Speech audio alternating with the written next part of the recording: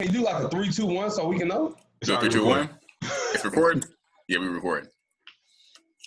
All right, so in light of recent events, everything that's been going on this week, I just want to ask my brothers, my fellow kings, how have y'all been doing mentally? Given the climate of society this week.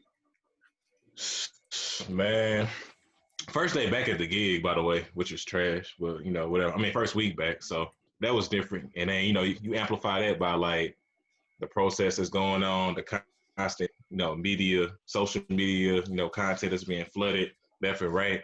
There's a lot of positivity and a lot of people pushing stuff for the right direction, which is what we'll talk about on the pod today. BZ will give you the overview in a minute.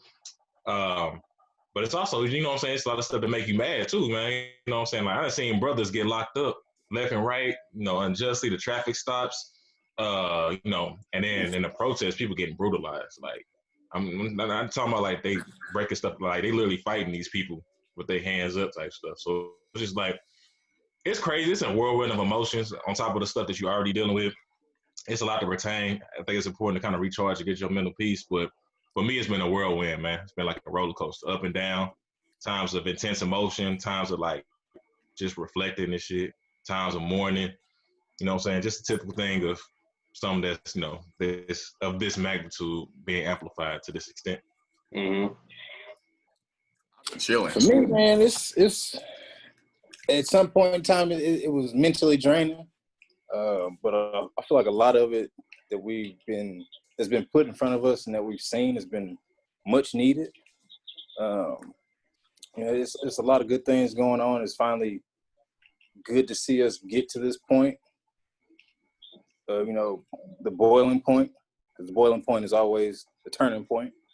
But yeah, you just got to do what you need to do mentally to keep yourself positive. You need to detach for a while, which is kind of something I've done, is detach from social media, for however long, a few hours a day. And then you come back to it. The crazy thing is, whenever I come back, I'm still mad. You can always get mad again, bro. You can always be mad just from seeing what's there, but at least mentally, you more prepared. Almost militant shit. I would say initially, it was a lot of anxiety, right? Just like seeing the climate of society, but throughout the week, and as the protests continue to progress, and seeing how many allies that we had out there in the streets protesting on our behalf that we haven't really seen in numbers up until this point, has given me a little bit more satisfaction and a little bit more ease, knowing that people are now finally understanding and are willing to stand side by side to fight this battle of injustice against police brutality towards Black people. You know what I mean? So I would say this is probably one of the first times that I've experienced that we have not been in this fight alone. You know what I mean? Seeing the various countries and seeing all 50 states protest on our behalf, and I believe 18 different countries and different levels of politics and management. And so, just seeing everybody just kind of standing there in the gap for us, side by side as allies, it's been a little bit more reassuring than previous years. It's against the grain. So today we. I know you just don't feel nothing. Right, I mean, I'm about to bring in the topic too. You know what I'm saying? I'm letting them know what we're talking about today. You feel it, bro. I know, let me let the people know. You know what I'm saying? Today we're talking about the protests. We're talking about how everybody is like I said, processing the situation. Personally, I don't feel like I've been as emotionally like invested in what's going on. So like I see it and I recognize it. I see people reacting, but it's like it hasn't spawned a reaction in me. Cause it's like I feel like I'm looking at it from like a 30,000 foot view. So it's like, okay, this is what's going on. This is what's happening. And I'm looking at it like in the context of history, like we in a small blip of time, you know what I mean? Like, so I feel like I've been like a level, like it's a level playing field the whole time. But I see everything happening, but it's like I'm not. I don't know. No reaction. Very Nothing drawn out of me. Is it because you've seen it so many times before? Like, I'm That's just what I was curious like, on where. Do you think why you you've feel like- become numb to like certain situations because you've Before seen you it get so to much? that, I think you should go ahead and introduce the topics. I feel like it's all interlayered, so people can know what they're looking at or what we're talking about. And we talked about the protest today. We're talking about not just the protest, but we're talking about the solutions, or is protesting the right solution is going to be one of the big topics today. Is it moving us forward, and what are everybody's opinions on how do we move forward from this point? So there's a lot of, and rioting. Gotta throw both of them in there. You can throw that in. I mean, rioting, protesting, looting, whatever, however I feel like it's a small amount of, rioting and looting going on than more protesting, but we talk about that today. So, I mean, I said, am I numb to it? I don't think I'm numb to it. I think it's one of the situations where if you go into war, right? If we going overseas and we are in combat, it's not crazy for me to think that one of us might die, right? Like, it's not insane for me. Like, I can't even go into it thinking, oh man, we all gonna make it out. I can hope for that, but I can't be so naive to think that there won't be casualties, right? We've been in a situation in America for 500 years at war. So at some point, and this is you go back to like Malcolm's biggest thing was like, bro, they've shown you who they are. They've shown you what their stance is, and you can either keep begging them to for justice, or you can separate and build. So we're talking about now 2020. Don DeMarco. And even like I put this on my Instagram, like a revolution is a rotation around a celestial body. Like it's like a year, or it's like a cycle. So every revolution is not really like some kind of big grand uprising. It's like we've seen this before plenty of times. So it's like, how can we be surprised? How can we be shocked? And I think because we're an emotional people, you know what I'm saying? Like, that's just Black people's nature. Like, we're very, very emotional. So I feel like when things happen, it's weird that we get shocked by things, but because we always look at it from the emotional lens, like, man, that shouldn't have happened, or man, like, bro, we at war.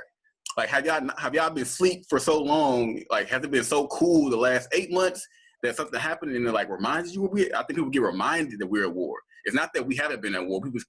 We have so many covert tactics that people forget that we at war. And then something happens, like, wait a minute, we at war?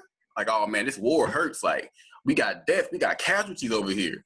And then you got people uprising and they gonna take to the streets because they feel like, bro, I forgot we was at war. And I feel like, but that tactic is that reactionary tactic. And I feel like we gotta take a step back a lot of the times and not show our hand. We shouldn't even have to show our anger. We gotta, like, you read The Art of War, like stealth and just the idea of your enemy not knowing what you're gonna do is so important in war. Like, they know what I'm gonna do because they can counteract it. You know what I'm saying? If you telegraph a pass in football, they will get picked off. We always get picked off because they know what we're gonna do. And it's because we led with our emotions. And I feel like, man, let's all take a step back. I feel like we getting there. I feel like a lot of people having conversations, even amidst the protesting. And I do feel like the people have a right to protest, the First Amendment right to protest. So I'm not even saying that people shouldn't protest. I think that there needs to be, I think there should be maybe a dwindle on it, or maybe when it is done, it should be more tactical. But I feel like overall, we have to go back to logic, because emotion doesn't win wars. You cannot win a war on emotion. You win a war on logic and strategy. And I feel like we've done enough of the emotional reaction that we need to get back to the war room and realize we at war, and we need military action, and we need generals, and we need soldiers, and we need lieutenants to put things in place, and not just go out here and like, you know what, let's just be heard. Like, what is being heard gonna do for it? We've been heard for 500 years. We got books, we got songs, we got poems, we got movies, we got documentaries, we got courses. We've been heard enough. They want to hear us, bro. They got plenty of material to hear us. Plenty of material. They don't need to hear nothing new. We need different action. And that's just why I'm at it. So I'm like, when I see it happen, I'm just like, okay, this is what's happening. We at war. And when you're at war, you cannot expect every soldier to even be on the same page. Some soldiers are going to be more frantic than others. And some people are going to be like, okay, let's get a strategy together. It's just a matter of, right now, I thought we had a matter of organizing our people. Who's going to do what? Who's going to be the people out there on the front lines protesting? Who's going to be the person strategizing in the boardroom? Who's going to be the person strategizing in Congress? Who's going to be the person strategizing in the community? And I feel like that's what we're going to, our next level. I think we're getting there too. I think people are starting to realize, like, okay, everybody can't protest, bro. It's not gonna be efficient. Everybody can't be in business. It's not gonna be efficient. Everybody can't be, in Congress. It's not gonna be efficient. We have to have people everywhere so that when we make a move, we have communication in all facets of society, and we can really make some growth. And I think that just requires it's not a numbness. It's just like, this is war. Like it's that simple. We at war, and if we want to win, we have to win the war, not just the battles. Like the protests, I feel like they're great battle wins, but the battles throughout history, they never added up to a win. It's like we won the battle, but then the war got lost. It's like, dang, bro, that battle felt good though. And then we make documentaries about the battle, and we get hyped about that battle. But that's just why I'm at with it. You know what I'm saying? Like I understand where everybody else is with it. Like I feel the emotion, I feel the rage, I feel the pain, I feel the hurt. But it's like, all right, bro, we gotta level up. We gotta toughen up. We gotta use this resilience that we got for progressive reason. That's why I'm at with it, like mentally. You know what I'm saying? So I don't know. I'll let y'all have the floor, but that's just like where I'm at with it mentally. Respect. I mean, man, very well said. Man, well said. Key points. Then he go everywhere. He went from the protests to the riots to the solution to the layer. We can't even get to the next step. He said, I got all of this, bro. Man, We done. This is my podcast. Hey, y'all, look, it's a wrap for the day. Grain and we out. We're going to call it a night. Man, he said, yeah, we get our thing, baby. You know what I'm saying? We going to get it. Standing ovation. Man, appreciate my co-host who ain't do shit. All right, I'm going to tell y'all my opinion and y'all's opinion. So what do y'all see? So we already said where we at right now, mentally and emotionally, and how we see our people struggling out here. Everybody's not even in a position to have this conversation because they're not even in a mental space to have a conversation right now. They're like, man, I can't even talk about this right now. So where do y'all see, not only for people that maybe struggling, but like where do you see the next move is right now in 2020 for Black people throughout the protest and beyond that?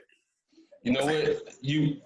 You dropped something big when you said everyone can't be in Congress and everyone can't be in business. So I was having this conversation about a day or two ago. And I was like, okay, let me examine my skill set. What is my skill set? What am I good at? And how can I make my skill set be a contribution to the movement? Right? So everyone knows what I do for a living in banking, commercial real estate, everything like that. And I'm a big believer in it's going to take capital to get us to be equals to our pressures as well as respected globally, right, on the global market. So I understand that my contribution is going to come from a standpoint of banking, from finance, to how to build that wealth, to how to maintain it once you build it. And then it's going to be everyone else's duties to be able to teach that to their next person. You know what I'm saying? Yeah. So that's what I had to do is self-examine myself. I believe looking at what's going on now, and BZ, you are so right, is that we always lead with emotion, but it's almost like in sports. You're emotional for that first couple plays, but then after that, you begin to get tired. You begin to get fatigued, mentally drained, physically drained. So now you're going to have to rely on your strategy, the game plan, to carry you through the game to ensure that you guys win. And I believe that's what we are, because we only have so many more days, maybe a week or two left of all this emotion that we're feeding into social media and feeding into one another. So from now into the next 14 days, it's going to be vital that we do strategize and mobilize so we can create a solid game plan to ensure a victory this time. Otherwise, it's going to be the same from in the past. I feel that. Totally agree. I would attack it same points, but from a different lens. Although I totally agree with your lens as well. I think they're all valid points. BZ, as you said as well.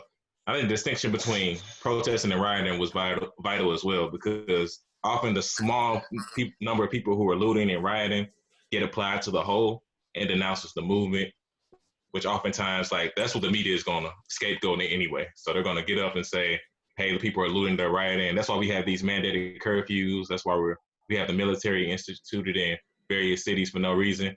And that justifies the extreme brutalization of the citizens, because they're saying, hey, they're committing crimes, they're not being peaceful, we can shun these people, and then kind of put a dim light on the movement. So they're trying to find any way to kind of justify what's going on, but it's not really working in their favor, and they're trying to twist their narrative in a sense. But needless to say, like I said, protesting is fine, but we've protested for literally hundreds of, well, not even say hundreds of years, but close to 100 years of protesting, of pleading, of pleading to be heard, of trying to make them understand and feel empathy for us, doing the same thing over and over and over again. It's a definition of insanity with no results. You know what I'm saying? And like I said, we get these minor wins to say, yeah, we can check them off, or hey, you got convicted. It's like, but you're not even seeing the whole underlying issue of the DA, the prosecutor, the people who swept it up, the person who recorded it, the people who ushered it in, the whole mindset of the community to where that can happen, and Black people being scared of having no voice. So it's like, it's an institutionalized and systemic problem that doesn't get addressed. However, we think that a conviction, like, the oppressor is willing to sacrifice an appendage to keep the operative going. Yeah, you know what I'm saying? So I get rid of a finger if I can keep the rest of my body going. So, hey, listen, hey, I know that's messed up, but hey, I'm still rolling. You know what I'm saying? We can throw that person out there.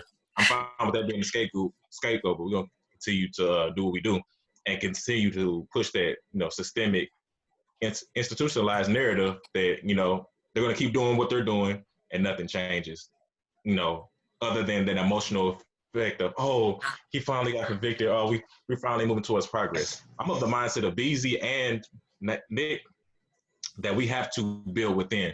So I'm more of the mindset that you have to, one, in your household, project to a higher level. You know what I'm saying? You have to study. You have to get your finances right. As Nick says, like, the capital is going to be strong as far as like building and implementing those strategic goals. In your household, you have to teach your, son, daughter, wife, whatever it is, don't say type of methodologies that kind of get them to aspire to be more than, or put them in strategic places to be in places of change later on. So if your daughter needs to be a congresswoman, if your daughter needs to be a doctor, if your daughter needs to be a lawyer, or whatever the case may be, we need to push that, and that needs to be the narrative for them. I know oftentimes we like, hey, just going to college is the goal, and they go to college, they're successful. No, we need to be in positions that enact change in order to have real systemic value, and that only happens within. And then the second part of that, without me getting too long-winded, because I have a very detailed process of how that should look, but that we have to take turn our neighborhoods back into communities. You know what I'm saying? Too often, like, we look at our neighbors as an adversary or somebody who's not our ally. You know what I'm saying? Like, our communities need to be community-based, and we need to have ownership of the equity within our community, meaning that we need to have businesses that are Black. You know what I'm saying? That dry cleaning needs to be Black. That beauty supply that everyone goes to needs to be Black. The restaurants need to be Black.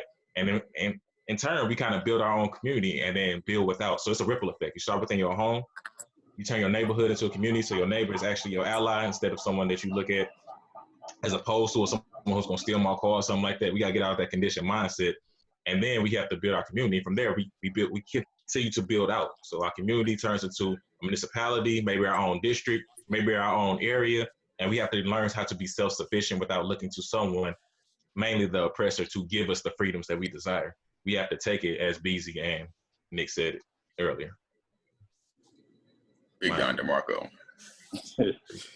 So I agree with what all of y'all said so far, but I'm going to add something on top of it.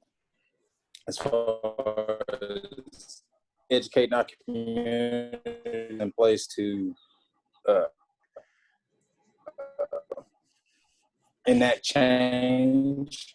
Hey, Will, let me go ahead and We all start, kind of goes back to what Bees was saying. Hey, the Wi-Fi is messing up, so I don't know if it's the Wi-Fi or your internet. Hey, all I heard was enact change. Hey, Will, look, I'll tell you about your drinking. I would strongly You gotta encourage you stop to get this. this together. My boy You Will on sounding like dial up chopped right and now, screwed. man. It's crazy. Hey, we apologize. Will is on the BlackBerry right now. They don't have video Can you capabilities. hear me? Can you hear me? But he's back. Go ahead, Playboy. My bad. Can you hear me? Yeah.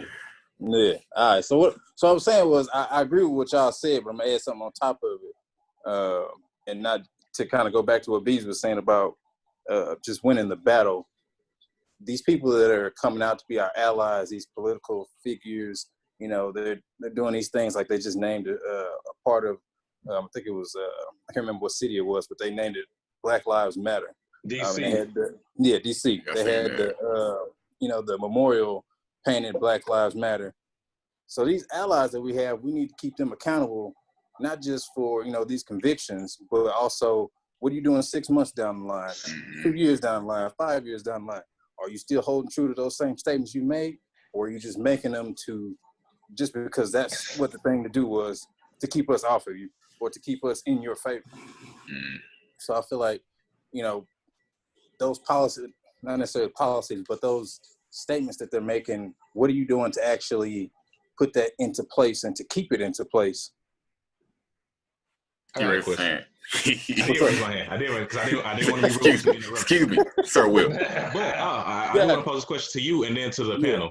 But do you think that we lean too heavily on allies as like that, oh, our savior is here type of moment? Because a black person could say the same thing, but when a white person says the same thing, we repost that. We were like, oh man, they finally get it, things like that. So we put a lot of allegiance into these allies. And it's like, do we use them as a crutch at some point? And I ain't saying that to like disregard your opinion. I'm just genuinely curious on like what's your mindset on it? Because I have my particular mindset, but what do you all think? No. Previously, I do feel like we sit around and wait for them to give us what we're asking for. That's not something that we're going to have to actually do ourselves. But these people that are coming out to be our allies are not just going to. We can't just allow them to say, hey, we're with you at this point in time, but 6 months down the line, hey, I don't know what that was, whatever we were talking about then, that isn't the case now. We need to keep them accountable. If they're going to come out to be allies, we need to keep them accountable as allies. I mean, top in real quick. So I do think you look at war, you need allies, especially when you outnumbered. So any position, you look at a world war, they've always been won with some kind of aggregate group that supports the common cause for whatever ulterior motives, right? Like some people like Antifa. They have their own political motive. I told somebody today, I was like, that was like yesterday, whatever it was. But we was talking about Antifa, and he's like, yeah, they have similar ideals about the government, how they rule, but that doesn't mean they necessarily align 100% with what we want to do.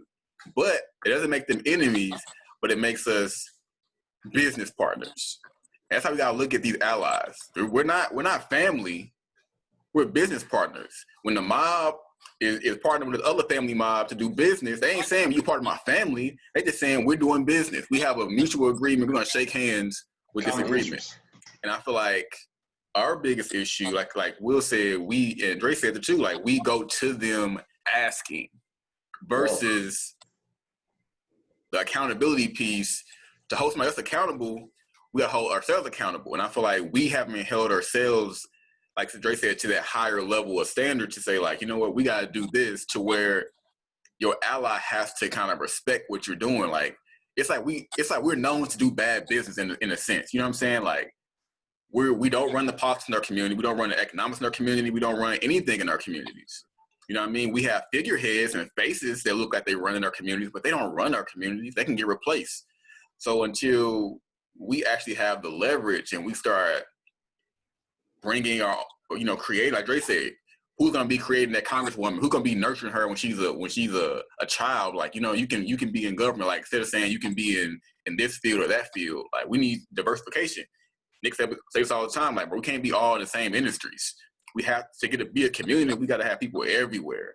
And I just feel like once we have that piece, then we can start doing business instead of just doing we don't look at politics like business. And every other race looks at it like business. Every other race looks at politics as business. what can you do for me? What's the agreement? What's the negotiation? We look at politics like human rights. Like, I need you. I deserve this. I need you. You should be giving me this. Exactly. But we think about this, bro. When the Constitution was signed, we wasn't there to shake hands on that deal. It makes sense that it wasn't meant for us, bro. It's like you came in on a bad contract. You just getting the contract that's already signed. So until we come in and say, "Oh, we need to renegotiate. We need a new agreement." You know what I'm saying? Like, that's what we gotta do. Like, look at it business wise. Like, it's just all logic and business and strategy. That's you know what? I agree 100% with Beezy. And I was watching the Malcolm X documentary on Netflix. It was a great piece. I don't know if anyone has watched it, but if not, I highly recommend it. But on the latter years of his life leading up to his assassination, they really began to fear him when he began to develop international relationships with other leaders in various countries. That's when he became the biggest threat. Mm-hmm. Well, what does that mean? He was forming allies, right? And again, it doesn't mean that they was a part of the Black family, but they all had a common interest. And once you really figure out what their common interest is, now we can really negotiate, right? Okay, so if we're gonna go half and half on a commercial property, if I'm putting in majority of the money, let's say I get 70%, you get 30%, but we're negotiating, right? It's still two different industry in corporation A, corporation B. We're gonna do a joint venture. That's all it is every time we get an ally, and we need to view it as such. We need to view it as a joint venture. So when he began to establish these joint ventures internationally, that's when they began to really view him as a threat, right? So now, what am I saying? As Black people, currently, we need to begin to look at who can we form these joint ventures with. Right now, we have a lot of allies that's willing to fight with us. But I've been getting a lot of questions from white people that I went to school with, whether it was growing up through elementary and middle school to high school to even going to college with in Missouri State. Yo, what can I do? What does my role look like? And guess what? I really don't. I can't speak to that right now. Outside of support, create a post, right? Kind of check the people within your inner circle if they speaking out for racism. But when it comes to a concrete ask of our allies, we don't have that right now. And that's something else that we need to form sooner than later, is a hard concrete ask from my allies. That's facts. But we so divisive within our own community that there's no unification effort. Like, we have so many subpopulations and subgroups that we look to. And unfortunately, the most prominent voice is the entertainers and sports. You know, the artists and the sports figureheads are probably the most influential people and the people who lack the most knowledge, probably. And that's no disrespect to any musician, actress, or even, ball player, person that's in the league. That's just that that's not their field of expertise. You know what I'm saying? Yeah. If you're looking for someone to give you political advice, you're probably going to go to a politician. If you're looking for someone for financial advice, you're probably going to hit up someone like Nick to get you some type of financial literacy cues. However, whenever a social justice issue arises, we look to Kanye West ain't made a post yet. What J. Cole doing? Kendrick Lamar not going to do anything for the people. It's like, not their job, you know what I'm saying? Like, as influential as they are and how prominent they are in the Black people, it's not their job to enact change. You know what I'm saying? Like, they could be philanthropists, and create these, type of mobilization funds for us, but it's not really their job. Their expertise is in art. You know what I'm saying? We don't have enough people, and I can't think of one person, from that political spectrum that drops the gems on us on a consistent basis that let us know how we mobilize in that form of social justice reform. So we don't have that central figure in that, finance industry is like, hey, Black people, hey, come together. This is how we go collect our money and diversify our assets amongst us and create our own banks and our own financial institutions and things of that. And we don't have that particular voice per se from that religious spectrum either. You know what I'm saying? We have the Christians who have their Christian pastors, we have the, Nation of Islam who have, a ton of speakers as well.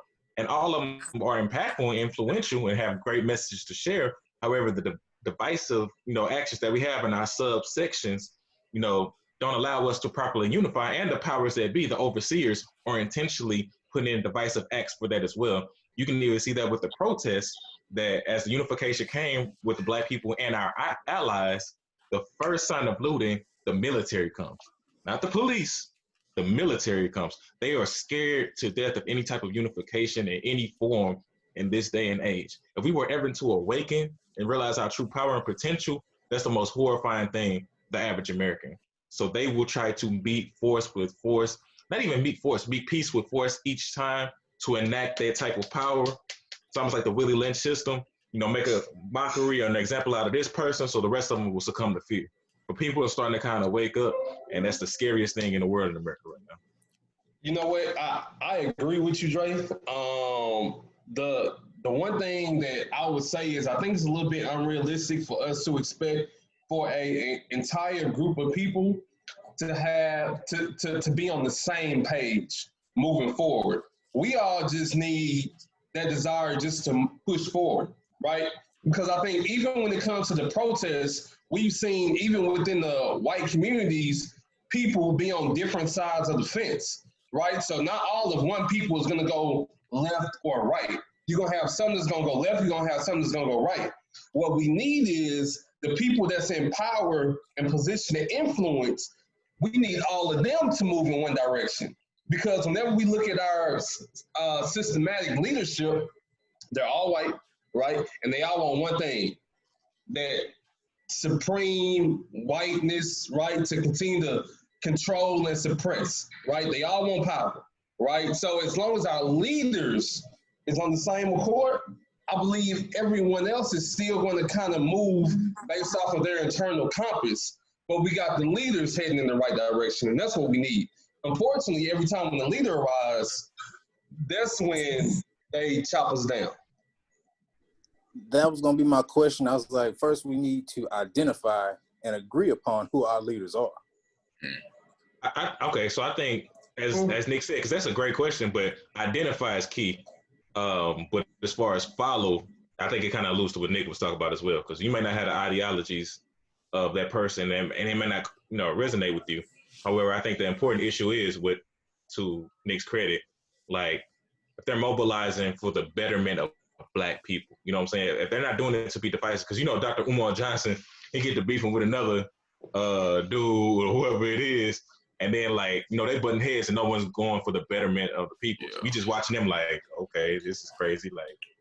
I like what this brother was saying, but now they're beefing. I don't know what's going on. Now it's dog eats dog or dog. You know what I'm saying? It's just like that Darwinism that doesn't really progress us. But if them brothers can come together and be like, all right, man, this is his message just a little bit different from mine. We're for the unification and the progression of our people. And we're willing to do collaborative joints. We can do our own thing on the side, but let's do collaborative efforts in order to make sure that our people are great. We don't really have that answer yet. And again, I think we hold too much prestige to those in the entertainment industry to where they sway our voices too much. Like, we're very much cancel culture. You know what I'm saying? Like, someone does something and we're out the window. We are irate for 48 hours until the next thing comes up, and then we're irate at that. You know what I'm saying? We have the attention span of a goldfish. We have intense emotion, and then a tense let off. You know what I'm saying? It's like the consistency is what we're missing as a people in order to progressively sustain. Like, things don't happen overnight. We want everything to happen overnight. Like, this happened, this person should be in jail, everybody should be in jail, everybody should be dead. This is what should be happening. But the next, 24 hours, and this is like not logical. You know what I'm saying? We are, this is a marathon, not a sprint, as we can see for the last 100 years. And we still running, and we're running in all opposite directions and so many different, avenues and things like that. So it's just like, we got to come together to have that cognitive space to be like, okay, we are running. We're all sustaining energy. Like, we're emitting energy. But what is it for? It's like, if I'm punching a tree trying to knock it down, I'm punching it. It ain't doing nothing, though. The only thing I got is bloody knuckles. So, like, we strategically, get some axes and start hacking at it collectively. Like, oh, man, we can actually get to the core, and we can actually knock this thing over, and we can be good. So I think it's the mindset that we have currently. Is that we're emitting a lot of energy, but it's towards a central goal for the progressive nature of our people. I want to touch on 2 points. One that Nick said about when our ally, when we do come together, it's there's that power structure. Make sure that we get separated at some point. So I wanted to challenge all the listeners to look up Bacon's Rebellion in 1676. This is the first armed rebellion in the colonies. And this armed rebellion had white poor white indentured servants and newly enslaved Africans. And it was the only time, not the only time, but it was the first time when you seen the lower class citizens rise up against at that time it was a colony of Virginia. So after that happened, that's when they start changing the slave codes. You know what I mean? They start intensifying how they treated black people to separate that class level to racialize it. So if they didn't racialize the class level, it would have been poor against rich. And that means you're outnumbered if you're rich. You know what I mean? So I need to make sure that it's poor black versus poor white first. If I can achieve that, if you look at society today, look at this. Look at the Democrats and the Republicans. These are just poor people versus poor people. You got poor people, and not every poor Republican is poor, but you got poor Republicans living in trailer parks talking about make America great again. Dude, you live in the trailer park. You need Bernie Sanders playing more than I do. And then you have, you know what I'm saying, like you got poor Democrats who like bash poor Republicans. Like, bro, y'all both in the same socioeconomic state. Whether you white or black, y'all in the same socioeconomic state. You know what I'm saying? I think it's weird because race was introduced to divide the class line. Like without race, it's just class. You know what I'm saying? It's just about money. So I have to make sure you're not just poor. I gotta make sure you're poor and black. Cause you just poor, that means y'all poor people gonna get together at some point. Like, wait a minute, these rich niggas up to something. Solidarity. These people in power is up to something. Like, let me make a move to either get my people in to get vote my best interest, or let me just throw the whole machine down altogether. Both options they really don't want. You know what I mean? Like they don't want money trickling back down to the economy, like to the poorest people, unless they're gonna spend it. So that's the first thing. The second thing was Drake said about the cancel culture, bro. Like that's super huge, and I think that is, like I said, about our emotions. We don't exercise the right level of discernment when it comes to disagreements and conflict resolution. I think that's one of, because when you're emotional, there's no resolution, bro. It's just like, no, I'm on this side, you on that side. And sometimes it comes down to that. Like, okay, we totally disagree on our principles. But I don't think that's the case with black people. I think we just want our way to be the way it goes, and everybody else's way gonna be the highway. But it's like we haven't found, like Nick said, somebody came to us like, what's y'all at? What y'all want us to do? Like, man, we don't know yet. Cause we don't even know what we want to do yet. Stop being racist. Yeah, like it's like we have nothing concrete. Like, you know what? We wanted to have this done, this done. We can't even negotiate because there's no contract on the table. We haven't even doctored the first contract. Nothing is drafted. We haven't even let them say no. They haven't even said no to anything. We haven't mobilized to any extent. We haven't mobilized. We haven't unified or mobilized. And it leaves us weak. We only mobilize when it's a, you know what I'm saying, a protest. Like let's go move in action. But then when it's time to mobilize afterwards, it's like, nah, I'm busy. Like y'all want to have a town hall meeting? Nah, bro, I ain't got time for that. Like, nah, so let's push it. And even like, I don't know, bro. Right now we're on a Zoom call. What would it take to get people on the Zoom call? Like everybody uses technology anyway. We're on Snapchat, Instagram Live. What does it take to actually have a conversation with people in your community or your neighborhood or people who are just the community leaders? But all in all, what I'm meaning to say is that across the quote unquote so-called black race, we have different opinions. We have black conservatives who want to be far off on one end in their ideology. I'm sure they're not doing it because they want black people to go backwards. They think that's the way forward. You know what I'm saying? I know what you're thinking too. When you got people on the far left who think that way is the way to move black people forward. At some point, we have to say, okay, we have different opinions, but we have the same end goal. Let's figure out. Let's map a way that's compromise. Like, bro, I don't have to be 100% right. I'm not going to be 100% right because I don't have all the knowledge and perspective that you have. Maybe you're a black conservative for a certain reason and that worked for your life, and I'm missing a piece of that in my life.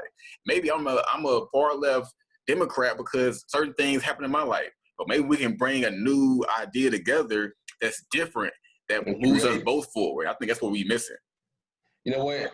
I wonder, and I want to pose this question to y'all, but I wonder if we fail to mobilize because we don't really believe we can bring about change, right? Because oftentimes we only, as people, we like sure things. We're not going to do it unless we know we can do it, right? Like, flat out. So I wonder collectively amongst Black people, even though we talk about we want change, do we really feel internally that we can bring it about?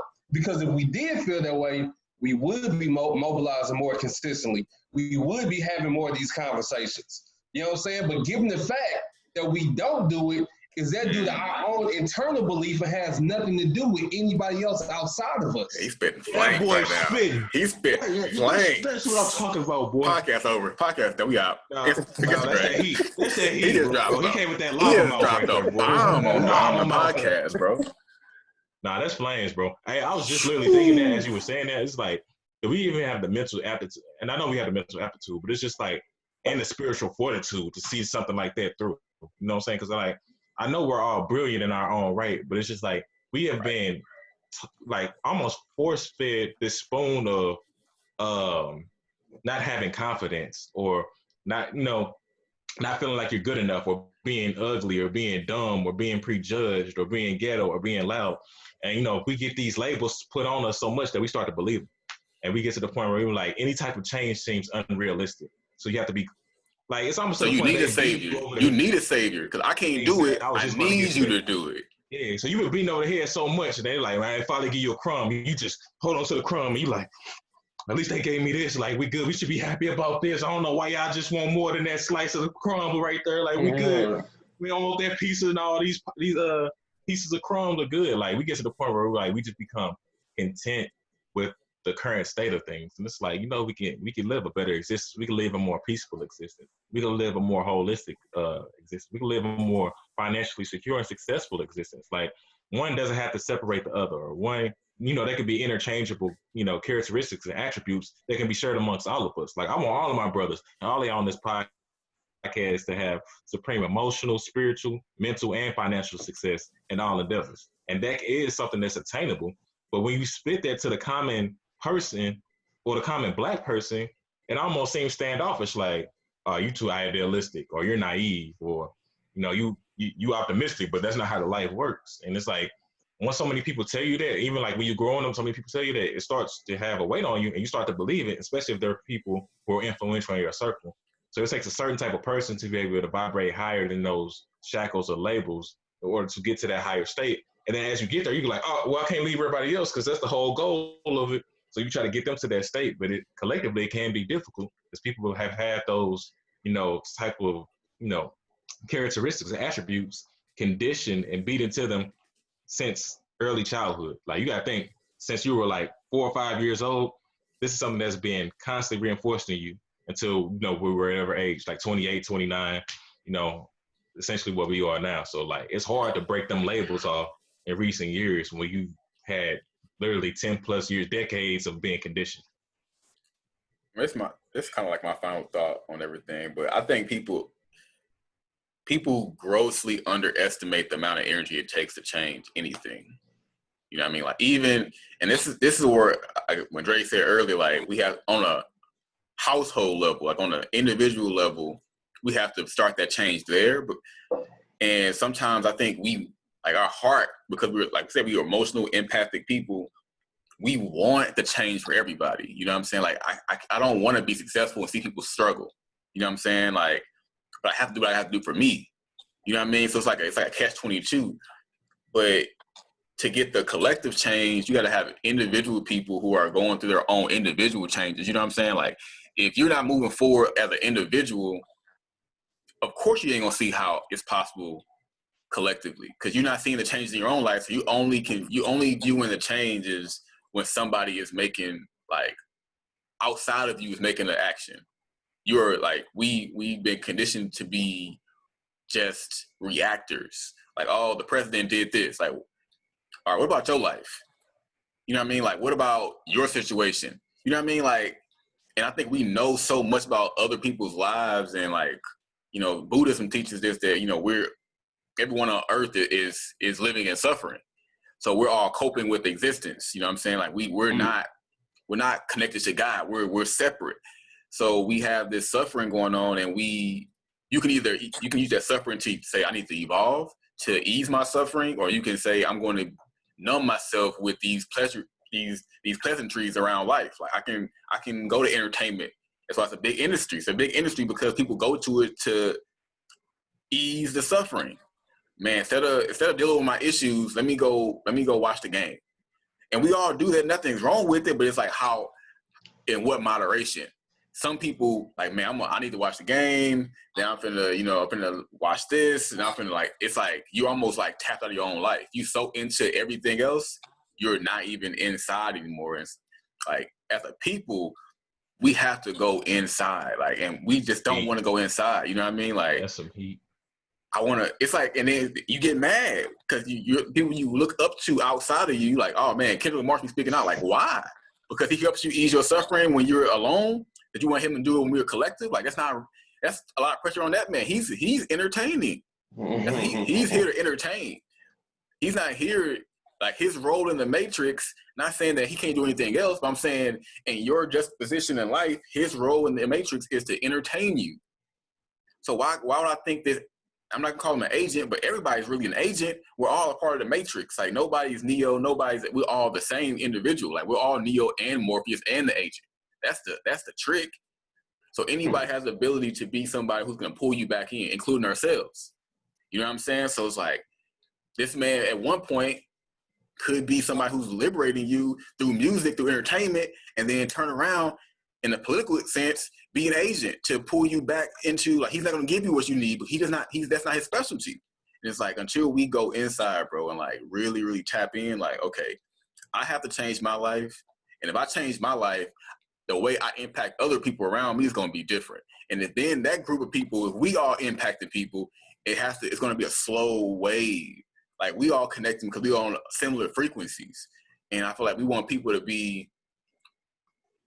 quote unquote catch up. You know, it's no race, but it's just like, where are you at vibrationally in your life? And I feel like a lot of our people are in, like Dre said, we in that self-hate stage. We in that I don't have no confidence stage. We're in that I can't do this stage. And it's like, until we like, and that's the marketing of it. That's the genius of the white supremacy is like, and they do it to their own people. They do it to their own poor white people. So it's like, bro, it's not even, at some point it's about power and about not having power, or it's about greed and not greed. But I'm going to market to you that you're not enough over and over again until you believe it. And once you believe it, you're done.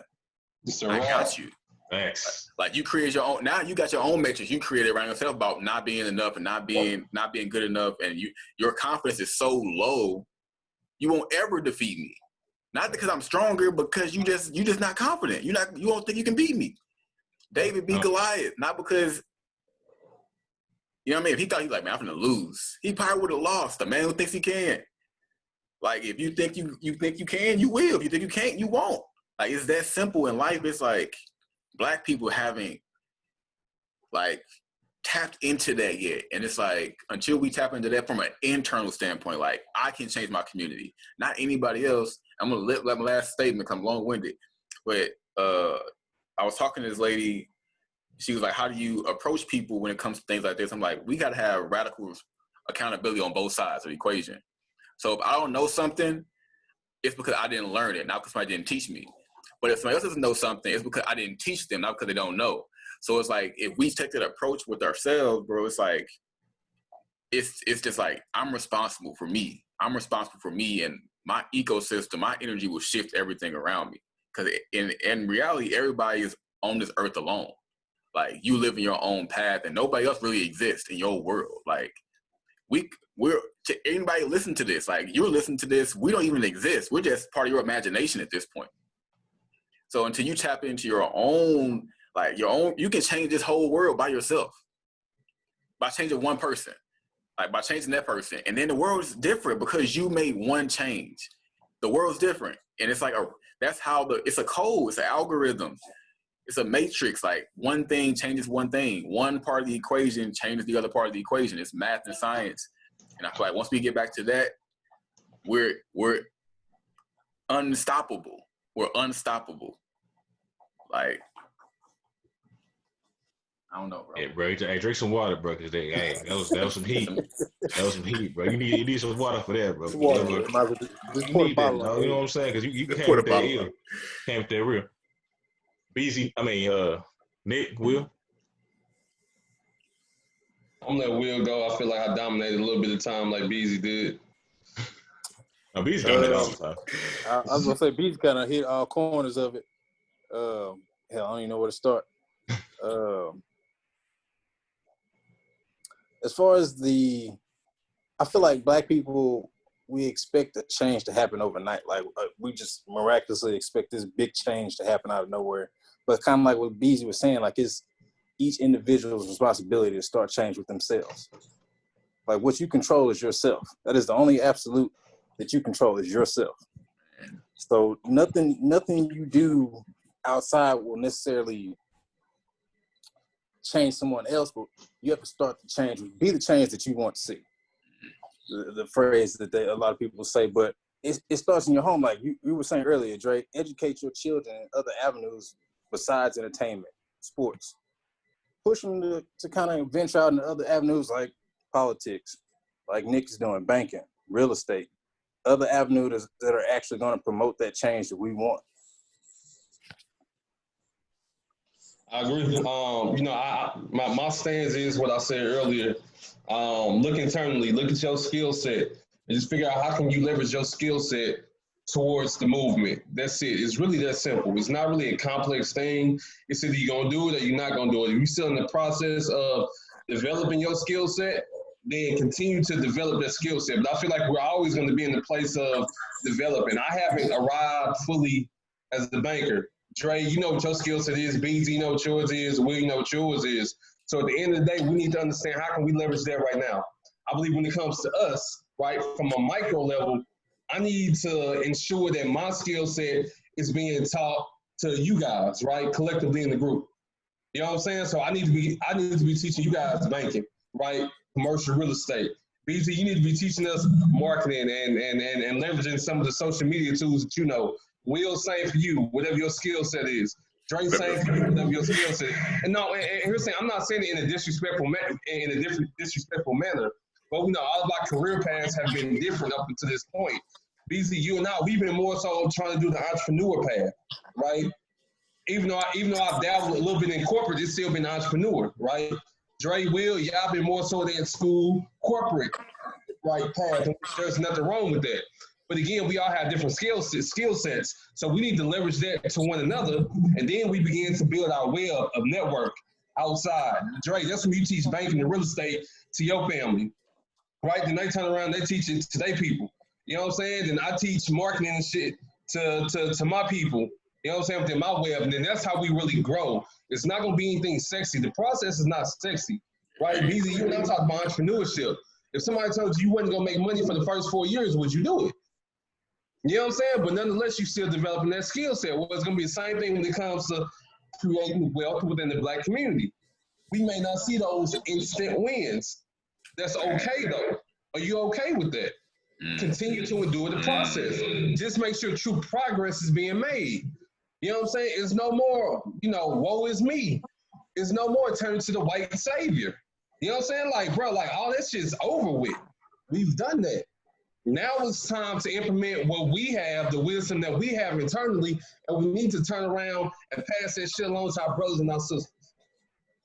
Man, that's fine. I'm gonna let Dre sign off, but that it may not be an instant win. Is a gem, like, bro. It's not gonna be. It may be 100 years, bro, but we may change the game. If we stick with the process. I'm gonna let Dre go ahead and wrap us up. Give his final thoughts. So I think it's a point about everything that was said obviously previously. It's the intentional action along with consistency. I mean, that's the formula for building any type of change, whether it be inward change that is, you gotta have the initial motivation along with consistency. That's like if you're going to the gym. If you're trying to lose weight, you gotta have the motivation to get up and actually get to that place. You gotta keep going every day or almost every other day. You know what I'm saying? Like you have to have that consistent measure in order to see progress. Otherwise, if you have this moment of intense desire, like, oh, I want to lose 10 pounds by, I don't know, the next 6 months, and you only go to the gym, you go to the gym for 3 hours that one day, you're like, man, I'm tired. I'm never going to do this again. And at what point, what type of progress have you made? So you need that, obviously, the internal motivation along with that consistent action. Also building within the household and having those very transparent conversations. I think money is not talked about enough in the Black household, and how to operate money and how to leverage it as capital rather than just a spending tool. And also different other, emotional stability, mental stability, spiritual stability, like having those very transparent conversations. We've dealt with pain for so long that's become the norm in our household, meaning that silence is key or golden. So oftentimes when we go through things, we go through things alone. It's not something that's talked about in our households or in our communities. So we have no outlet. So our outlets tend to be things that are destructive in nature. So we go to social media, we go to entertainment issues, we go to gossip in order to deal with the pain collectively. Like, oh man, I know my life is bad. People fighting on Real House or whatever. So that's entertaining now. If someone feels my pain, I'm not just as messed up as I think I am. Because these instances are happening in these reality shows. You know what I'm saying? So we have to normalize conversations that can evaluate you to let you know, or elevate you to let you know that what you're going through is okay. You have support, and we will get through this. That's something that's not really done in the Black community. And I feel like once you instill that type of baseline, that communication, and in turn that confidence, it radiates to that school, the next venture place, whether it be getting your certification or going up to school or graduate school, whatever the case may be for your success. And I'm not even saying school is the key to success. Wherever that avenue it is for you and your trajectory, you have confidence knowing that you have a village behind you. Black people try to do everything alone, and that's how we end up with nothing. You know what I'm saying? Because we go out. I'm trying to wrap this up, but we go out. At 18, we go lease an apartment and say we have our own. Then we go lease a car, finance a car, and say we have our own. But the deed to the apartment is not in your name. The car that you're leasing is not in your name, and you have more debt via credit card and personal loans. So you don't own anything but more consumer debt. However, like the fake illusion of ownership, and being on your own and being responsible, is somehow, predicated within our, tapestry. Like we don't even help each other evolve because we're already kicking each other out and not even helping each other to get generational wealth. So, and that's just one avenue of it. But like I said, it just takes that collective motivation along with consistent action in order to see any type of change. And like I said, it may not be instant, and that may be very difficult in the Black community who wants instant gratification at all times, but we have to grind it out in order to get to that next level. And you also gonna fight oppressors trying to knock you down as well. So we got everything thrown at us. Like we run the marathon, we jumping hurdles, we got potholes, we got people throwing rocks. You may have somebody shooting at you too, but you still have to run. We still got to kind of battle through those instances. So that's how I wrap it up, man. I know I got long with it, but I'm passionate with the knowledge and whatnot. That's against the grain, man. And we appreciate y'all again listening in. Like I said, we support the protest. We support, Black Lives Matter. We support the movement. We also support, individuals, taking responsibility and growing on their own personal journey and collecting and building with each other. So we out. Appreciate y'all. We'll see y'all next week.